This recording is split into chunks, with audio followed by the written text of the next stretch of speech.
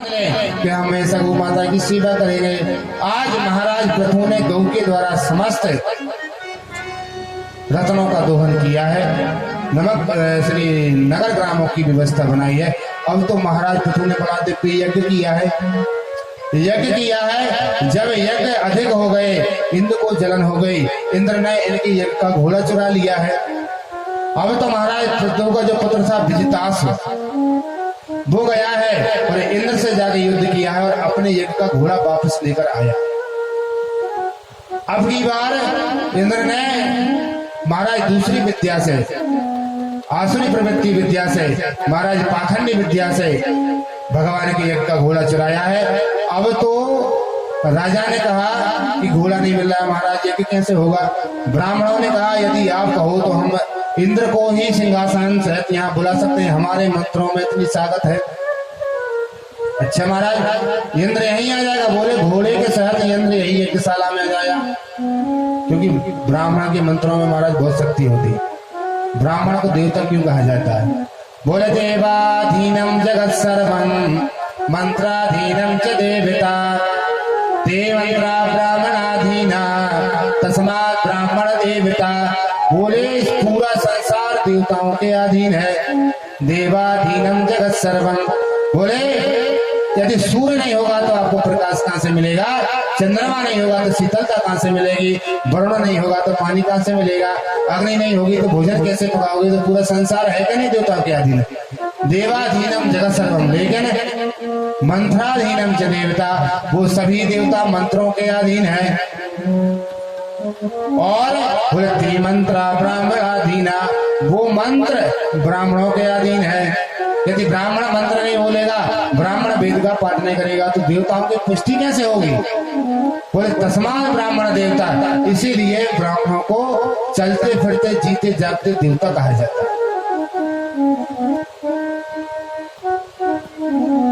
बोले तुलसी वृक्ष न मानिए, गाय न मानिए ढोर, और विप्र न मानव मानिए, ये सब नंद किशोर। बोले तुलसी और गौ और ब्राह्मण ये भगवान के ही स्वरूप है। तो ब्राह्मणों ने कहा राजन चिंता न करें, हमारे मंत्रों में इतनी ताकत है कि यंत्र यहीं आएगा। अब तो महाराज बड़ा ही दिव्य मंत्रों का वचन किया है। इंद्र सिंहासन से उड़ता हुआ महाराज यज्ञशाला के पास में आ गया और जैसे ही इंद्राय स्वाहा करने ही वाले थे, ब्रह्मा जी प्रकट हो गए। ब्रह्मा जी प्रकट हुए। ब्रह्मा जी ने कहा कि भैया ब्राह्मणों, इंद्राय स्वाहा कर देंगे तो सृष्टि की व्यवस्था बिगड़ जाएगी। तो ब्राह्मणों ने ब्रह्मा जी की बात को मान लिया है और जैसे ही ब्रह्मा जी की बात को माना, इंद्र को छोड़ा, भगवान प्रकट हो गए। जैसे ही भगवान प्रकट हुए हैं, अब तो भगवान की स्तुति करने लगे। भगवान ने राजा पृथु से कहा कि वरदान मांगो।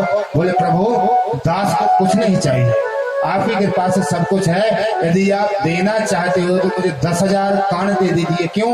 बोले 2 कानों से आपकी कथा सुनता हूं तो तृप्ति नहीं होती। बोले मुझे 10,000 कान चाहिए। तो राजा पृथु ने भगवान से 10,000 कानों का बल मांगा। तो उन 10,000 कानों से भगवान की कथा सुनते हैं। राजा पृथु क्या कहते हैं। बोले प्रभु, आप तो इतने भक्त वत्सल है कि यदि लक्ष्मी से यदि हमारी लड़ाई हो जाए तो आप लक्ष्मी को छोड़ के भक्तों का ही पक्ष लोगे। बोले जगत जनन्याम जगदीश वैशसम स्यादेवी कर्मणि न समीहितम करोसि फल गुरुदीन वत्सला स्वयं दृष्टियों वित्रस्य चिंतया। बोले आप अपने भक्तों का ही पक्ष लोगे। इस प्रकार दिव्य स्तुति भगवान ने, श्री पृथु महाराज ने भगवान की करी है। भगवान आशीर्वाद देकर अंतर ध्यान हुए हैं। इधर राजा पृथु अपनी प्रजा को बिठाकर समस्त वेद वेदांत का सार सुना रहे थे, उपदेश दे रहे थे। बोले जो राजा प्रजा से अनंत प्रकार के कर्तव्य वसूल करता है लेकिन उसको सुविधाएं नहीं देता है तो वो नरकामी होता है। देखो उपदेश सुना रहे थे, इतने में महाराज 4 ऋषि प्रकट हुए हैं। सनत, सनंदन, सनत कुमार 4 ऋषियों को प्रणाम किया है और अपना सर्वस्व ऋषियों को दान कर दिया।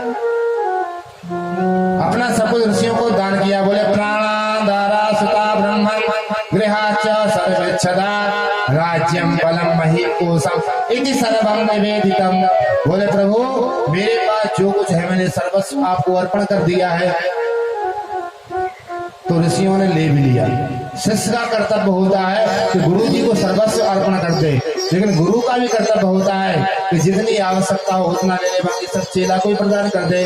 तो पूरी पृथ्वी ब्राह्मणों को दान में दे दी राजा पृथु ने, लेकिन ब्राह्मणों ने कहा राजन हमारा तो कर्म भजन करना है, हम पृथ्वी तुम्ही को वापस लौटा देंगे, है तो हमारी, लेकिन तुम इसकी रक्षा करो, इसकी सेवा करो, और इससे जो भी धन निकलेगा उससे महात्माओं की, ब्राह्मणों की धार्मिक आयोजन करो। इस प्रकार पूरा धन ब्राह्मणों को दिया है। ब्राह्मणों ने सर्वस्व लेकर राजा को पुनः प्रदान किया, और राजा इसी प्रकार अपने पुत्रों को सर्वस्व देकर अपने दिव्यलोक को गए हैं। इनके वंश में आगे चलकर राजा प्राचीन वरी हुए हैं, जिनको श्री नारद मुनि ने प्राचीन वरियों को पुरंजन उपाख्यान सुनाकर इनको भी दिव्यलोक को प्राप्त किया है।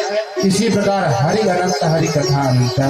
भगवान की कथा को कोई पूरी सुना नहीं सकता महाराज, तो आज की कथा को हम यही विश्राम देते हैं, वाणी को विराम देते हैं। कल भगवान का जन्मोत्सव है।